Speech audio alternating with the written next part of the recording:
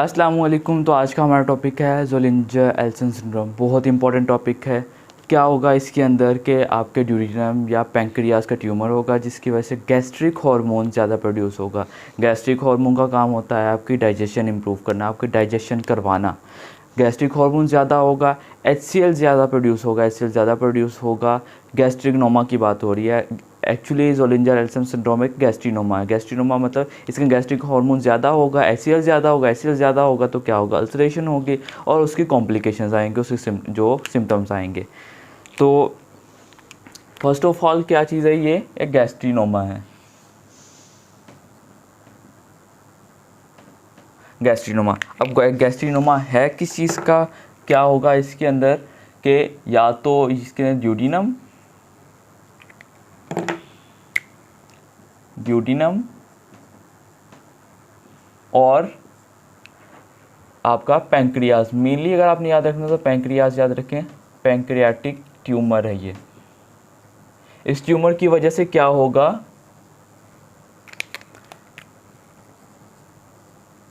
Gastrin hormone जो होगा वो ज़्यादा प्रोड्यूस होगा। गैस्ट्रिन हार्मोन ज़्यादा प्रोड्यूस होगा, उसकी वजह से क्या होगा, HCl की प्रोडक्शन ज़्यादा होगी। HCl की प्रोडक्शन ज़्यादा होगी जिसकी वजह से कॉम्प्लिकेशंस आएंगी। तब वो कॉम्प्लिकेशंस पढ़ लेते हैं, सिम्टम्स पढ़ लेते हैं। सिम्टम्स क्या होंगे, सबसे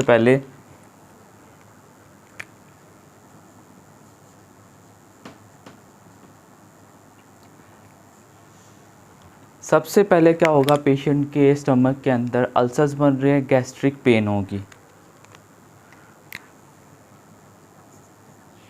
गैस्ट्रिक पेन होगी मतलब एब्डोमिनल पेन, ये कंप्लेन होगी मेनली। इसके अलावा उसको स्वेयर एसिडिटी की, मतलब उसको वो कहेगा कि मुझे बहुत ज़्यादा एसिडिटी होती है, हार्ट बर्न होता है, हार्ट बर्न की कंप्लेन होगी।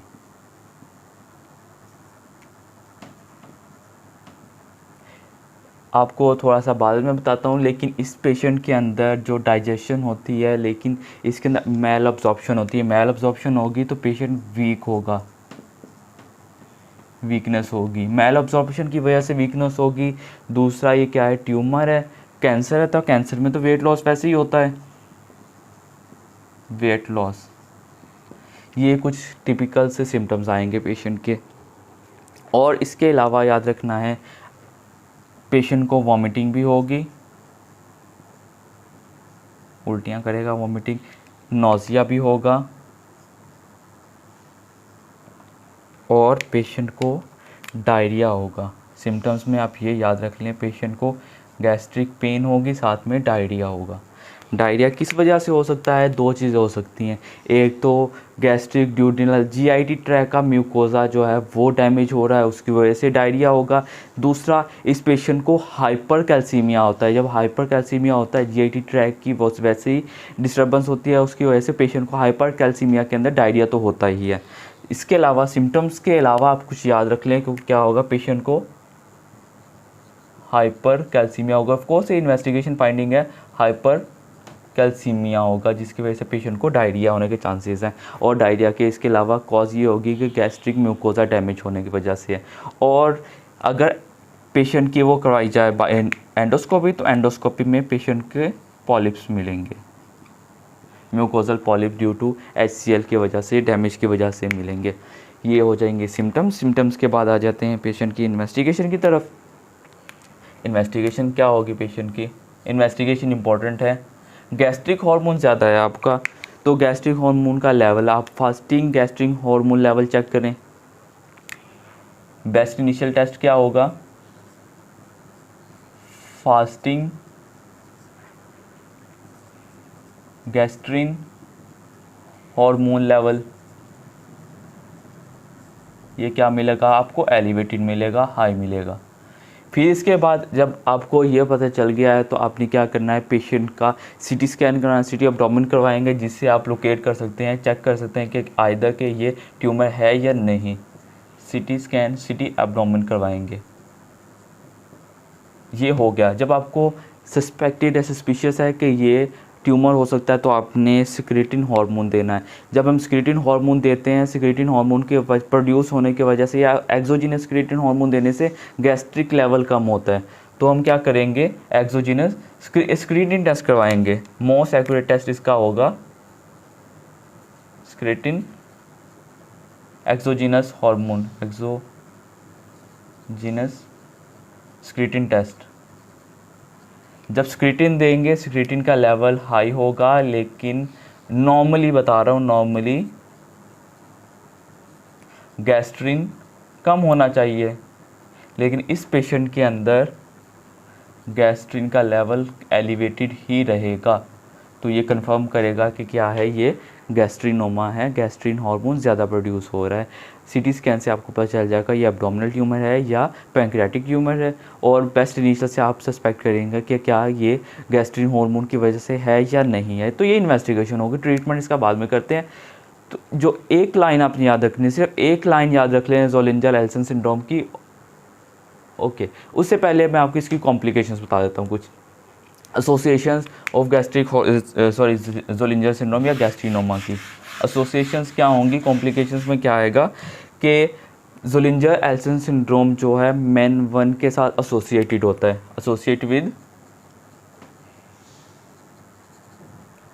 With MEN 1 syndrome. 20% चांसेस होते हैं कि ये एसोसिएट करे किसके साथ, MEN 1 सिंड्रोम के साथ।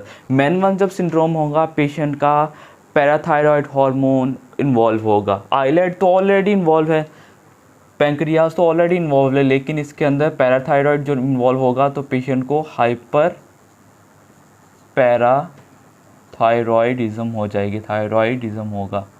हाइपर पैराथायरॉयडिज्म है तो वो लीड करेगा हाइपर कैल्सीमिया, जैसे कि स्टार्टिंग में मैंने बताया था हाइपर कैल्सीमिया। सेकंड पे आ जाएगा, फर्स्ट ये हो गया, सेकंड इसी से एसोसिएटेड याद रख लें, पेशेंट को डायरिया होगा। डायरिया में भी ड्यू टू हाइपर कैल्सीमिया और due to mucosal abdominal mucosal damage. दो ये चीज़ें हो गई। तीसरी चीज़ क्या होगी, एक तो आपका पेशेंट को क्या होगा, एब्डोमिनल पेन, आपने जो याद रखना वो ये होगा, डायरिया होगा, इसके अलावा हाइपर कैल्सीमिया एंड आपको मैंने जब पढ़ाया था peptic ulcer disease, peptic ulcer disease के अंदर एक उसकी जो मेन कॉज मैंने बताई थी वो थी ज़ोलिंजर एल्सन सिंड्रोम। तो इस पेशेंट को अल्सर्स हो रहे हैं, अल्सर्स की वजह से पेप्टिक अल्सर डिजीज़ होने के चांसेस हैं, बल्कि होगी कॉम्प्लिकेशन में आएगा। नो डाउट के पेप्टिक अल्सर डिजीज़ की चांसेस जो मोस्ट कॉमन कॉज क्या है, H. पाइलोरा है, लेकिन ज़ोलिंजर एल्सन सिंड्रोम में भी पेशेंट को पेप्टिक अल्सर डिजीज़ होगी।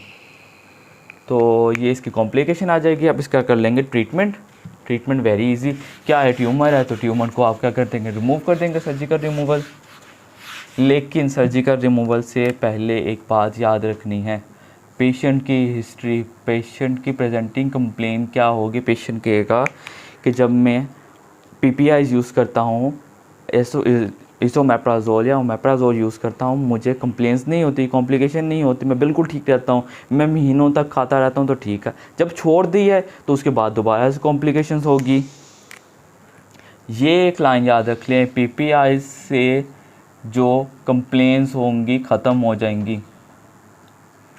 जाएंगी, लेकिन जब हम PPIs को ड्रॉप करेंगे तो कंप्लेंट स्टार्ट हो जाएगी। ये एक लाइन याद रख लें बस।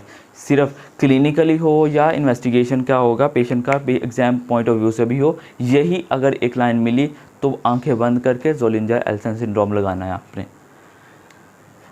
तो इसका ट्रीटमेंट में फ़र्स्ट आ जाएगा, आपने हाई डोज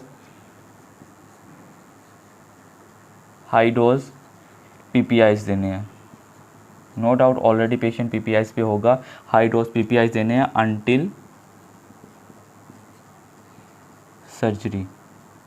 क्योंकि देखें ना कि ट्यूमर ने तो गैस्ट्रिक प्रोड्यूस करते रहना, जितना मर्जी PPIs यूज़ कर लें, तो PPIs बेस्ट इनिशियल ट्रीटमेंट में आ जाएगा, लेकिन ट्रीटमेंट ऑफ चॉइस और डेफिनेट ट्रीटमेंट सर्जरी है, surgical removal of that tumour. एक दफ़ा रिपीट कर लेते हैं इंपॉर्टेंट पॉइंट्स आपने जो याद रखना है। पहले सबसे पहले आपने एक पॉइंट याद रखना है, पेशेंट कंप्लेन करेगा कि मैं जब PPIs यूज़ करता हूँ प्रोटॉन पंप इनहिबिटर यूज़ करता हूँ तो मैं ठीक रहता हूँ। जैसे ही मैं ख़त्म करता हूँ, बंद कर देता हूँ, तो मुझे कंप्लेन स्टार्ट हो जाती है। कंप्लेन में क्या होगा, अब्डोमिनल पेन होगी, मोस्ट लाइकली मेलिना और जीआई ब्लीड भी हो सकते हैं। अल्सर्स की वजह से पेन होगी, वो ड्यूडनल भी हो सकते हैं और गैस्ट्रिक भी हो सकते हैं। पेप्टिक अल्सर डिजीज़ भी डेवलप हो सकती है। बस आप ये पॉइंट्स याद रख लें। इन्वेस्टिगेशन में आपने बेस्ट इनिशियल टेस्ट, आपको पेप्टिक अल्सर डिजीज़ में भी मैंने बताया था कि आपने गैस्ट्रिक हार्मोन लेवल लाजमी चेक करना है। Fasting gastric hormone level elevated होगा तो फिर आप क्या करेंगे, सीटी स्कैन करवाएंगे, उसमें आपको ट्यूमर मिल जाएगा। लेकिन फिर भी आपने कंफर्म करना है, तो मोस्ट एक्यूरेट टेस्ट क्या होगा, सिक्रेटिन हार्मोन आपने एक्सोजीनियसली इंजेक्ट करना है। एक्सोजीनियसली जब सिक्रेटिन हार्मोन देंगे तो गैस्ट्रिक हार्मोन लेवल कम होना चाहिए नॉर्मली, लेकिन इसमें एलिवेटेड रहेगा तो वो कंफर्म हो जाएगा गैस्ट्रिक हार्मोन है। तो पेशेंट को ट्रीट करें अनटिल सर्जरी करके ट्यूमर रिमूव कर दें। और ट्यूमर कहाँ का होता है, या तो ड्यूटेरियम का, आप याद से रखें पैंक्रेटिक ट्यूमर। इसके अलावा इसकी कॉम्प्लिकेशन में आ जाएगा पैराथायरॉयडिज्म, हाइपर पैराथायरॉयडिज्म होता है तो पेशेंट को हाइपर कैल्सीमिया साथ में होता है, तो उसकी कंप्लेन आएगी और पेशेंट को डायरिया होगा। 3 चीज़ें बस याद रखनी है, डायरिया, पेप्टिक अल्सर डिजीज़ और पेशेंट का हाइपर कैल्सीमिया। तो ये आपका डिजीज़ हो जाएगी ज़ोलिंजा एल्सन सिंड्रोम। बहुत इंपॉर्टेंट पॉइंट है, बहुत इंपॉर्टेंट डिजीज़ है, आपने बिल्कुल मिस नहीं करनी। एग्जाम पॉइंट ऑफ व्यू हो जाओ या फिर आपका क्लिनिकली ये पेशेंट लाजमी देखने को मिलेगा। और ये उन पेशेंट्स में भी होता है जो प्रोलॉन्ग टाइम तक एनसेड यूज़ करते हैं, तो अल्सर होगा और होने के चांसेस हैं। तो ये था आपका ज़ोलिंजा एल्सन सिंड्रोम।